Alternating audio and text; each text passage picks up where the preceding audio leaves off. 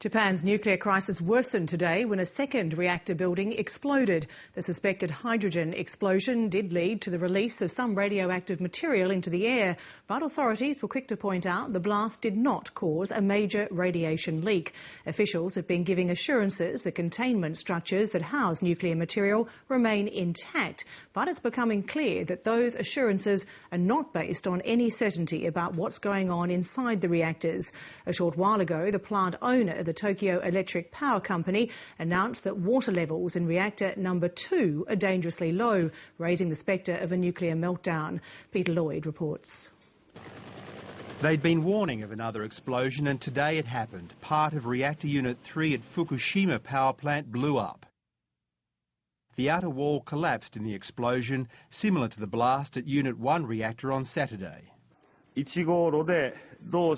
We issued an evacuation order for people living within a 20-kilometre radius of the plant, and we have told people who were in the process of evacuating to go indoors immediately.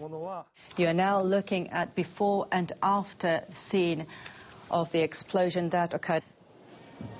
News of the explosion caused alarm among those who'd survived the quake and tsunami, only to be told that it was no longer safe to stay in their home because of the risk of nuclear contamination. There is now widespread screening for radiation levels. I'm due to give birth soon. I want to know exactly what's going on at the nuclear plant. I'm scared. This is the plant at Fukushima filmed before the disaster. The Unit 1 reactor first malfunctioned at the weekend. The building housing it exploded as pressure rose. The reactor inside is apparently undamaged, but a partial meltdown may have occurred. Unit 2's water level is too low, more is being pumped inside it. But it's the hydrogen blast at Unit 3 today that's causing the greatest anxiety now. There was a large sound from number 3 reactor at 11:01 a.m. and white smoke rose. We think it is a hydrogen explosion. After the explosion was broadcast on national television, officials from the Tokyo Electric Power Company carried out a conspicuous act of public contrition. These images from Google show the Fukushima plant before and after the quake and tsunami.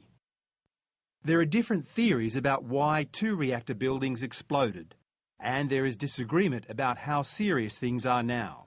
Officials say the reactors inside the buildings remain intact. This is crucial because it reduces the risk of a serious radiation leak. But there are questions too about the state of these reactors. Before the quake, Unit 1 was scheduled for decommissioning, having reached its use-by date. Fukushima is not the only nuclear plant with problems. This one further north has been damaged too. All up, Japan has 55 nuclear reactors located at power plants around the nation.